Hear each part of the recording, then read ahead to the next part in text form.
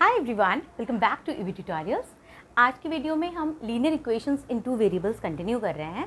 ठीक है, standard 9 maths NCERT exercise 4.2 का इंट्रोडक्शन करेंगे। ठीक है, देखिए हमने एक्सरसाइज 4.1 का इंट्रोडक्शन एंड सोल्यूशन दोनों कर लिया है। तो अगर आपने वो वीडियोस देखे हैं तो अच्छी बात है, नहीं देखा और कुछ समझना हो तो आप डिस्क्रिप्शन बॉक्स में लिंक है, वहाँ जाकर देख सकते हो। 4.1 में हमने क्या क्या पढ़ा? हमने पढ़ा कि जो जनरल फॉर्म होता है linear equation in two variables का, वो होता है ax plus by plus c equal to 0, है ना। This is the general form of linear equations in two variables यानी x और y दो वेरिएबल है, बाकी सारे जो ABC है सब कांस्टेंट नंबर्स होते हैं। उसके बाद हमने ये देखा था कि जब स्टेटमेंट्स दिए जाते हैं तो स्टेटमेंट्स से आप कैसे linear equation in two variable form करते हो। फिर हमने ये भी देखा कि कुछ इक्वेशंस आपको गिवन होंगे, आप उसमें से ए बी और सी की वैल्यूज़ कैसे निकालोगे, है ना। ये सारी चीज़ें हमने ऑलरेडी देख ली है। अब आज जो हम देख रहे हैं वो क्या है, उसमें ना हम लोग क्या पढ़ेंगे बताएं, सोल्यूशंस ऑफ, मतलब ये एक्सरसाइज 4.2 के इंट्रोडक्शन में जो हमारा टॉपिक है वो है solutions of linear equations in two variable. ठीक है, लीनियर इक्वेशन को शॉर्ट में मैं LE लिखती हूँ। हाँ, solutions of linear equations in two variables, मतलब हम लोग ना सोल्यूशंस के बारे में कुछ बातें करने वाले हैं। ठीक है, देखिए solutions of linear equations in two variable. पहले देखिए, आपने स्टैंडर्ड 8 में linear equation in one variable पढ़ा था, राइट। आज जो हम पढ़ रहे हैं, अभी जो हम पढ़ रहे हैं, that is linear equation in two variables. Linear equation in one variable का क्या मतलब था कि उसमें एक ही वेरिएबल यूज होगा। लीनियर का मतलब मैंने आपको समझाया है ना। लीनियर का मतलब क्या? लीनियर का मतलब वेरिएबल जो है, वेरिएबल मतलब अल्फ़ाबेट, उसका जो पार है वो 1। अगर पार 1 है तो that means that is linear. ठीक है ना। Linear equation in one variable मतलब मेरे इक्वेशन में एक वेरिएबल होगा। Linear equation in two variable मतलब मेरे इक्वेशन में दो वेरिएबल होगा, बस यही है ना। तो linear equation in one variable का एक एग्जाम्पल लेते हैं। Linear equation in one variable जैसे मैंने लिखा 5x plus 3, 5x plus 10 equal to 2 मान लो। हाँ, 5x प्लस 10 इक्वल टू 2। तो ये क्या है? ये linear equation in one variable है, क्योंकि एक ही वेरिएबल यूज्ड है। अब इसमें अगर मैं आपको कहूँ कि x की वैल्यू निकालिए तो आप कैसे करोगे? 5x इक्वल टू 2 माइनस 10, तो 5x इक्वल टू माइनस 8, है ना। सो x इक्वल टू माइनस 8/5। एक सोल्यूशन मिला मुझे, है ना। तो हमने देखा इस तरह से आप कोई भी linear equation in one variable जब लोगे तो वन वेरिएबल में क्या होगा, ऑलवेज जो आंसर आएगा वो एक आएगा, यूनिक सोल्यूशन मिलेगा आपको। यूनिक सोल्यूशन मतलब सिर्फ एक ही सोल्यूशन मिल सकता है, दूसरा सोल्यूशन कुछ और नहीं आ सकता, एक्स की कोई दूसरी वैल्यू नहीं आएगी, right. Linear equation in one variable में। लेकिन linear equation in two variables में क्या होता है? अब मान लो linear equation in two variable का एक एग्जाम्पल लेते हैं, जैसे कि 2x plus 3y equal to 12। हाँ, ये क्या है? ये है linear equation in two variables. Linear क्यों है? क्योंकि दो बार वेरिएबल यूज्ड है और दोनों का पार क्या है? 1। कोई पार नहीं मतलब 1। और ये क्या है? Linear equation in two variable. अब लीनियर दो वेरिएबल यूज्ड है तो linear equation in two variable. अब इसका जो सोल्यूशन आएगा बच्चों, वो सोल्यूशन में x की भी एक वैल्यू होगी, y की भी एक वैल्यू होगी, राइट। तो इसमें पेयर ऑफ वैल्यू मुझे मिलेगा। Linear equation in one variable में सिर्फ एक ही x की वैल्यू मिलती थी, और इसमें जो होगा ना, x और y का दोनों का वैल्यू आएगा। तो पेयर में जब भी आंसर आएगा वो पेयर में आएगा। तो जैसे मान लीजिए कि आपने x की वैल्यू 3 और y की वैल्यू 2 पुट कर दी, मान लो। हाँ, तो क्या हो गया? LHS क्या हो जाएगा? 2x प्लस 3y LHS है, तो 2x प्लस 3y। तो x की जगह पे मुझे 3 पुट करना है, 2 3 जा 6, और y की जगह पे 2 3 2 जा 6। LHS क्या आ गया? 6 प्लस 6 12। और RHS क्या है? ऑलरेडी 12 है। That means LHS RHS equal हो गया। तो जैसे ही LHS RHS इक्वल हो जाता है, हम क्या कहते हैं कि ये जो है ये एक सोल्यूशन है मेरे linear equation in two variable का। आई बात समझ में? सो आप लिखोगे hence x equal to 3 and y equal to 2 is the solution. तो इसको लिखने का तरीका क्या होता है पता है? ब्रैकेट में पहले x वाली वैल्यू लिखी जाती है, कॉमा फिर y वाली value. So 3,2 is the solution of equation. ये वाला जो इक्वेशन है ना, इस इक्वेशन का ये एक सोल्यूशन है।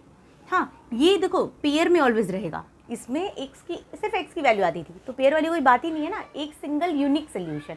इसमें क्या हुआ? एक पेयर में आया। इसको क्या बोलते हैं आपको याद है? 4.1 पढ़ाते वक्त मैंने आपको सिखाया था, इसको ऑर्डर्ड पेयर कहते हैं, है ना। ये सब हम लोग पढ़ चुके हैं बच्चों, है ना। ऑर्डर्ड पेयर कहते हैं इसको। तो ऑर्डर्ड पेयर बोलते हैं 3,2 एक पेयर हो गया, एक पेयर, ये जो पेयर है that is the solution of this equation, ठीक है। अच्छा, अब क्या एक ही पेयर इसका सोल्यूशन हो सकता है, कोई दूसरा सोल्यूशन नहीं हो सकता? क्या ऐसा है क्या? अभी लीनियर इक्वेशन वन वेरिएबल मैंने आपको यहाँ पर करके बताया ना, मैंने कहा x की एक ही वैल्यू पॉसिबल है, दूसरी कोई वैल्यू नहीं आएगी, यूनिक सोल्यूशन होता है linear equation in one variable में। लेकिन linear equation in two variable में ऐसी बात नहीं है। देखो मैं दिखाती हूँ आपको, 3,2 हमने डाला, ठीक है। अब मैं x की वैल्यू ना 1 डालती हूँ और y की वैल्यू 4 डाल देती हूँ फॉर एग्जाम्पल। हाँ, तो क्या आ जाएगा, 2 1 जा 2, LHS की बात करते हैं। हाँ, तो क्या होगा, 2 1 जा है ना 1, x की वैल्यू 1, 2 1 जा 2 और y की वैल्यू 4, तो 4 3 जा 12, 12 प्लस 2 14 आ गया, RHS 14, RHS कितना है बच्चों 12। यहाँ पे LHS RHS इक्वल आ रहा है क्या? नहीं आ रहा है। तो इसका मतलब ये जो 1,4 है it is not the solution. ये सोल्यूशन है क्या इस इक्वेशन का? It is not the solution of this equation. आप समझो मैं क्या समझाने की कोशिश कर रही हूँ, देखो आप मेरी बात समझो, ये जो पेयर था ये इसका सोल्यूशन था पर ये नहीं था, ठीक है। चलिए 1,4 नहीं था, कोई बात नहीं, और कोई है जो पॉसिबल हो? 1,4 तो नहीं था, ठीक है। तो चलिए एक काम करते हैं, मैं ना x की वैल्यू ले लेती हूँ 0, x की वैल्यू 0 ले लेती हूँ एंड y की वैल्यू ले लेती हूँ 4। हाँ, अब x की 0 y की 4, अब क्या होता है देखते हैं। LHS equal to 2 into 0 0 plus 3 into 4 है ना, y की वैल्यू 4 लेनी है, 3 इंटू 4 12, कितना आ गया LHS 12 आ गया, और RHS तो 12 है ही। अब आप देखो LHS RHS इक्वल आया कि नहीं आया ना, LHS भी 12 RHS भी 12, so x equal to 0 and y equal to 4, यानी आप उसको कैसे लिखोगे 0,4 is the solution of this equation, है कि नहीं, है ना? आपको समझा? ये वाला एक ऑर्डर्ड पेयर इसका सोल्यूशन था, ये ऑर्डर्ड पेयर भी इसका सोल्यूशन। इसी तरह से और भी मैं आपको बता सकती हूँ, जैसे मान लो मैंने अभी इस बार x की वैल्यू ले ली 6, हाँ x की वैल्यू 6 ले लेती हूँ एंड y की वैल्यू 0। हाँ, अब क्या होगा, अब देखते हैं LHS कितना आता है। देखिए x की वैल्यू 6 ले रहे हैं हम लोग, तो 2 6 जा 12 है ना, 12, अब प्लस y की वैल्यू मैंने 0 बोली है तो 3 0 से 0, तो 12 प्लस 0 12 भी रहेगा, और RHS तो 12 है ही, फिर से इक्वल आ गया LHS RHS, आया कि नहीं? वापस LHS RHS इक्वल, मतलब 6,0, देखो ये जो सोल्यूशन आप लिखते हो ऑलवेज पहले x फिर y लिखना है ना, तो 6,0 इज द सोल्यूशन, फिर से 6,0 भी सोल्यूशन। आप देखो ये एक ऑर्डर्ड पेयर इसका सोल्यूशन था, इस इक्वेशन का ये ऑर्डर्ड पेयर एक सोल्यूशन था, ठीक है। कितने सारे सोल्यूशंस मैंने आपको दिखा दिए, ये एक सोल्यूशन दिखा दिया मैंने, ठीक है। फिर 0,4 इसका सोल्यूशन है क्यों? क्योंकि LHS RHS इक्वल आया। फिर मैंने ये वाला 6,0 पुट किया, तब भी LHS RHS इक्वल आ गया। ऐसे और भी हैं, ये इतने ही नहीं है, ठीक है। ऐसे और भी बहुत सारे पेयर्स आप निकाल सकते हो। जैसे मान लो अब मैंने मान लो कि एक ले लेती हूँ x इक्वल टू -5 ले लेती हूँ मैं अपने मन से। एक्चुअली क्या होता है, आप x की ना कोई भी वैल्यू ले लो, फिर y की वैल्यू से निकाल लो, वो दोनों सोल्यूशन हो जाएगा। कैसे मैं दिखाती हूँ, x इक्वल टू -5, कोई भी वैल्यू आप ले सकते हो, तो कितना होगा 2 इंटू -5, 2 इंटू डायरेक्ट कर दूँ मैं, 2 इंटू एक्स, तो 2 इंटू -5 कितना हो जाएगा -10, प्लस 3 इंटू वाई, वो मुझे नहीं पता, इक्वल टू 12, तो 3y equal to 12 plus 10, so 3y equal to 22 है ना, तो y इक्वल टू 22/3, समझा? तो -5, 22/3 is the solution of this equation again. समझ में? ऐसे आप ना x की कोई भी वैल्यू रखो और उससे जो आपको y मिलता है ना, वो उसका एक सोल्यूशन हो जाता है। उसी तरह आप y की कोई भी वैल्यू रखो और जो x आपको मिलेगा वो एक सोल्यूशन हो जाएगा, ठीक है। तो कहने का ये मतलब, अब आप क्या करो, अगर आपको चेक करना है तो आप -5 और 22/3 यहाँ पे पुट करके चेक कर लो LHS RHS इक्वल आता है कि नहीं। डेफिनेटली इक्वल आएगा, चेक करके देखना है आपको। चलो देख लेते हैं। 2 इंटू -5 LHS की बात करती हूँ मैं, हाँ 2 इंटू -5 -10 और 22/3 यहाँ पे ना, तो प्लस 3 इंटू वाई की जगह पे 22/3, मतलब 22/3, देखिए इंटू है यहाँ पे, तो 3 3 कैंसिल, तो कितना आ गया -10 प्लस 22, 22 माइनस 10 12, LHS 12 आ गया, RHS तो 12 है ही, तो आया ना इक्वल। समझ में आ रहा है? मतलब आप x की कोई भी वैल्यू लीजिए and get the value of y from that. आप x की कोई भी वैल्यू लेकर y की वैल्यू निकाल दो, तो ये जो x और y की वैल्यू आ गई ना, वो इस इक्वेशन का सोल्यूशन हो जाएगा। तो आपने देखा ये एक सोल्यूशन निकाला मैंने, वो 1 2 3 एक, फिर से यहाँ पे 1 4 है ना। इस तरह से आप अपने मन से कोई x की वैल्यू ले लो और उससे जो y की वैल्यू मिले आपको, इस तरह से सॉल्व करके जो y की वैल्यू आए, फिर से वो जो पेयर होगा वो सोल्यूशन हो जाएगा। तो ऐसे करके ना आप कितने भी सोल्यूशन निकाल सकते हो, कितने भी सोल्यूशन आप इस इक्वेशन के निकाल सकते हो। That means there is no end, there is no end of different solution. Different solution जो हम निकाल रहे हैं ना, सोल्यूशन जब भी होगा पेयर में होगा, ये सब है ना, इसका कोई एंड नहीं, आप कितने भी निकाल सकते हो। Linear equation in one variable में ये रिस्ट्रिक्शन था कि एक यूनिक सोल्यूशन ही हो सकता था, सिर्फ एक वैल्यू हो सकती थी एक्स की। पर यहाँ ये स्टोरी नहीं है, यहाँ क्या है कि भाई कोई कितने भी नंबर ऑफ सोल्यूशंस में निकाल सकती हो। आपको समझ में आया ना, मैंने आपको अभी 4 करके दिखा दिया, आप चाहोगे तो और भी निकाल सकते हो। So there is no end of different solution of linear equation in 2 variables.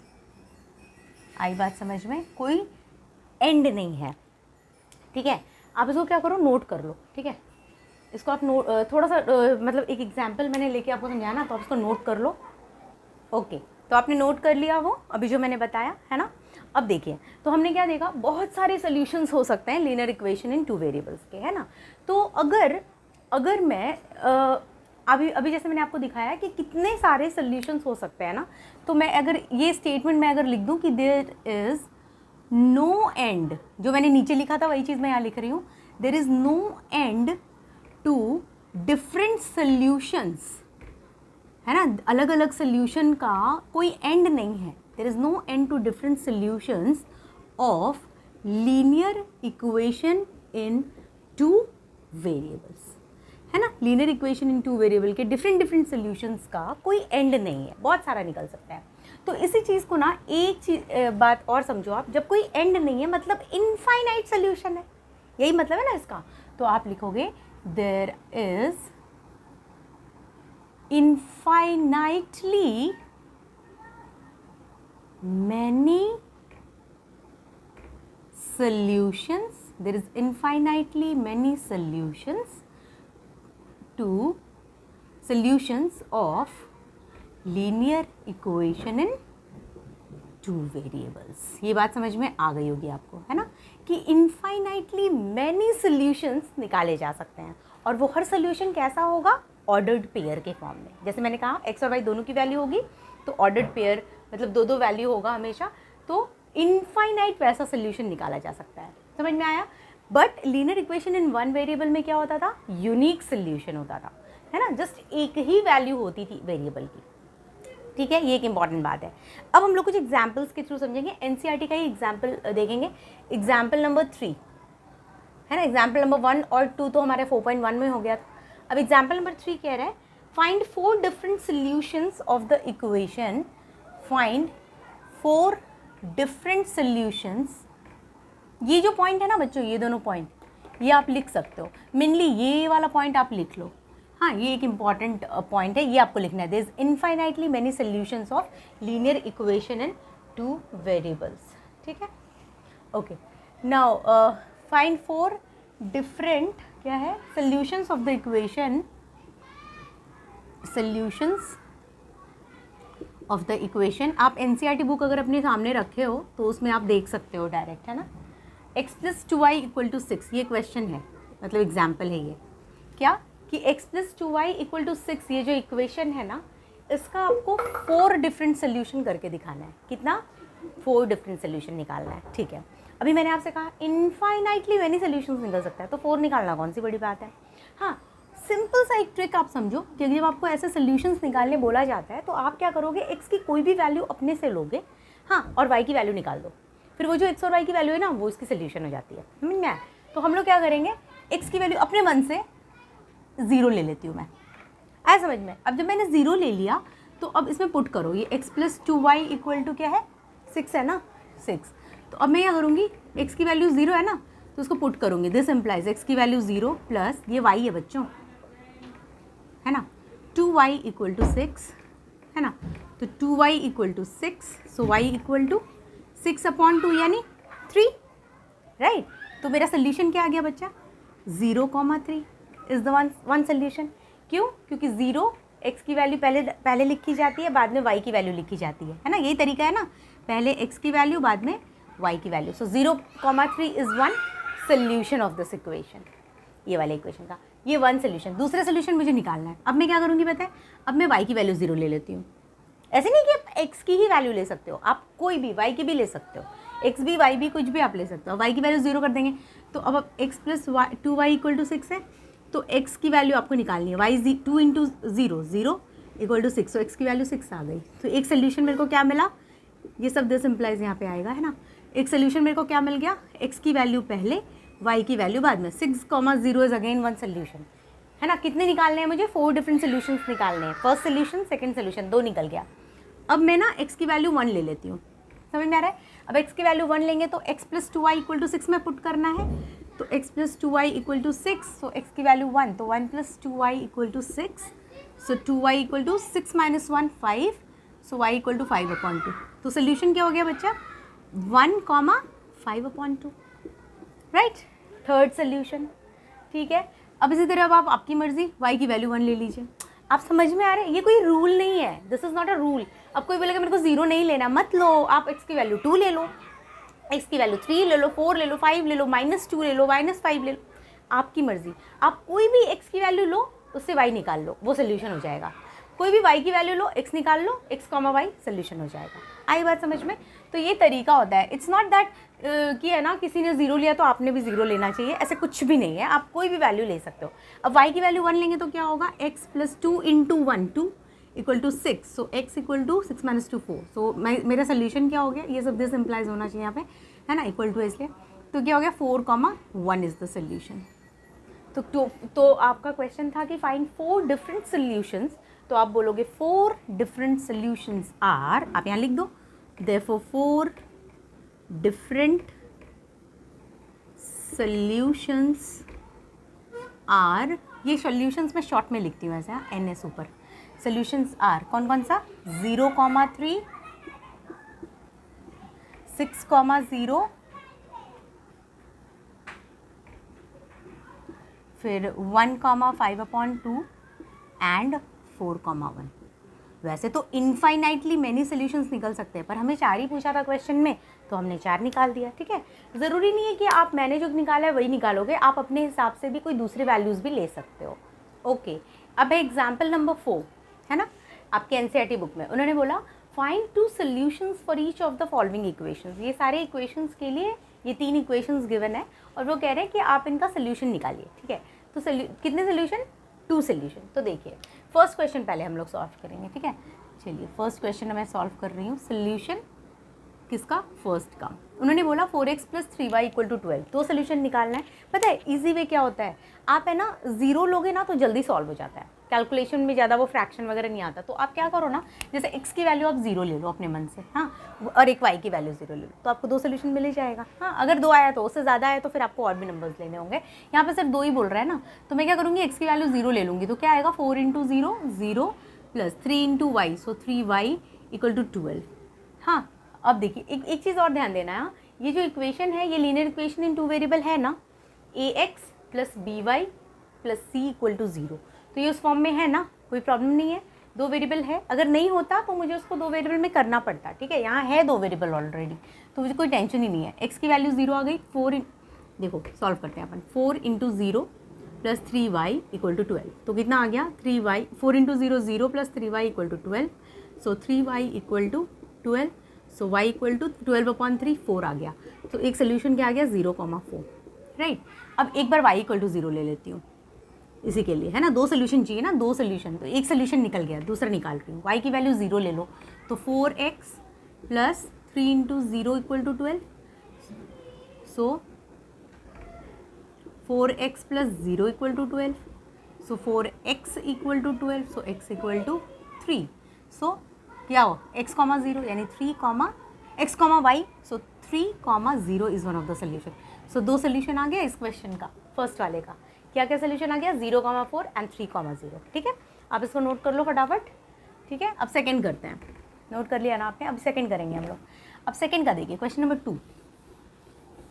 अब लास्ट में लिख लोगे, हाँ, ये दोनों जो पेयर था, both are the solutions of this equation.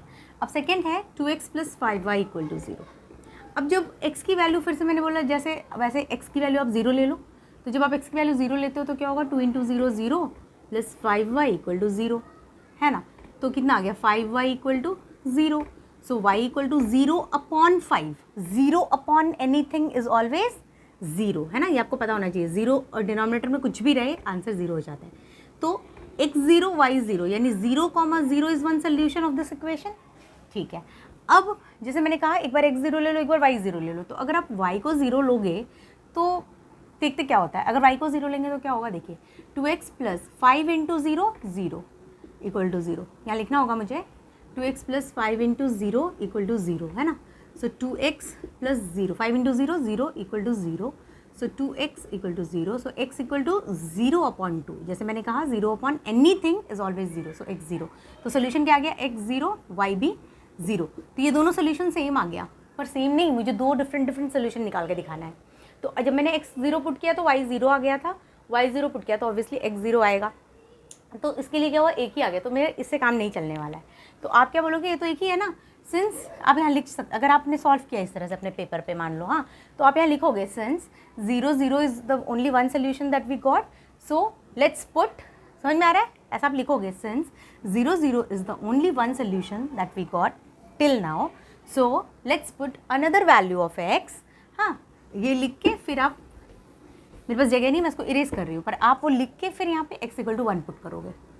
आई बात समझ में। अब x की वैल्यू 1 पुट, क्यों पुट कर रहे हैं हम लोग, 1 ही करेंगे, ऐसा नहीं है, आप कुछ भी पुट कर सकते हो। जैसे मैंने कहा, तो मैं x की वैल्यू 1 ले रही हूँ, 1 लूँगी तो 2 × 1 + 5y = 0, सो 2 + 5y = 0, सो 5y = -2, सो y = -2/5। तो मेरे को सोल्यूशन क्या मिला, सोल्यूशन मिला 1, -2/5। आ गया दो डिफरेंट सोल्यूशन, क्योंकि पहले जो मैंने सॉल्व किया था उसमें भी 0 0 ही आ गया, तो 0 0 0 0 तो सेम ही हो गया ना। मुझे तो दो सोल्यूशन चाहिए था, एक ही थोड़ी ना चाहिए था, तो इसलिए हमें ये अलग करना पड़ा। अब कोई बच्चा यहाँ 1 की जगह 2 3 4 कुछ भी पुट कर सकता है, कोई नेगेटिव नंबर करना है वो भी किया जा सकता है, ऐसे कुछ नहीं है, कोई इसका कोई रूल नहीं है बच्चों, यू कैन पुट एनीथिंग।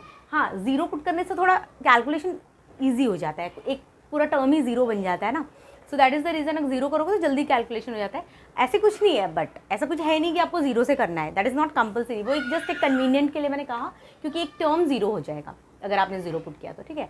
तो इस तरह से आपको सेकेंड वाले क्वेश्चन का दो सोल्यूशन मिल गया। कौन कौन सा, 0,0 and 1, -2/5 is the different solution, ठीक है। इसको भी नोट कर लो आप फटाफट पॉज करके वीडियो को। अब हम लोग थर्ड वाला करेंगे, ठीक है। देखिए, अब थर्ड में फिर से उन्होंने कहा है दो डिफरेंट सोल्यूशन निकालने, लेकिन लीनियर इक्वेशन इन 2 वेरिएबल। अब आप थोड़ा ध्यान से इस इक्वेशन को देखिए, उन्होंने लिखा है 3y + 4 = 0। यहाँ पे आपको दो वेरिएबल दिख रहा है क्या, नहीं, यहाँ तो एक ही वेरिएबल है, तो ये लीनियर इक्वेशन इन 2 वेरिएबल है नहीं, तो इसको लीनियर इक्वेशन इन 2 वेरिएबल में हमें चेंज करना पड़ेगा।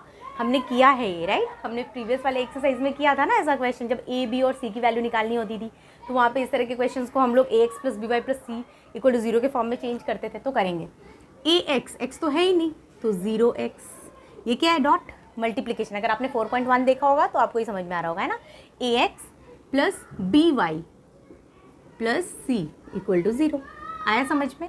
हमने general form of the linear equation in 2 variable में सिर्फ उसको चेंज किया, ax + by + c = 0 के फॉर्म में इसको चेंज किया। अब x तो यहाँ पे था नहीं, x वाला कोई टर्म ही नहीं है, तो हमें ax लाना था, तो हमने क्या किया, 0 × x कर दिया, ठीक है, क्योंकि वो नहीं है तो हम इसको 0 × x कर दिया, हो गया। अब ये आने के बाद, अब ये तो हमारा इक्वेशन बन गया। अब उन्होंने कहा दो सोल्यूशन निकालिए, तो ठीक है, तो अगर हम x की वैल्यू 0 पुट करें, हाँ, x की वैल्यू 0 करेंगे तो भी ये 0 ही रहेगा, ये वाला टर्म 0 हो जाएगा, 0 × 0 0 + 3y + 4 = 0, सो 3y = -4, सो y = -4/3। तो एक सोल्यूशन क्या आ गया, x की वैल्यू 0 तो y की value -4/3। This is one solution of this equation. Yes, समझ में आया ये चीज़ आपको कि नहीं आया, है ना। तो आप यहाँ x की जगह कुछ भी पुट करो, अभी तो मैंने 0 पुट किया, हाँ, तो 0 -4/3। अब मैं क्या करूँगी ना, 0 की जगह मैं कुछ और पुट करके देखती हूँ। मैं 0 की जगह पे x की वैल्यू 1 पुट करके देखती हूँ। अभी मैंने x = 0 पुट किया था, अब मैं x = 1 पुट कर रही हूँ।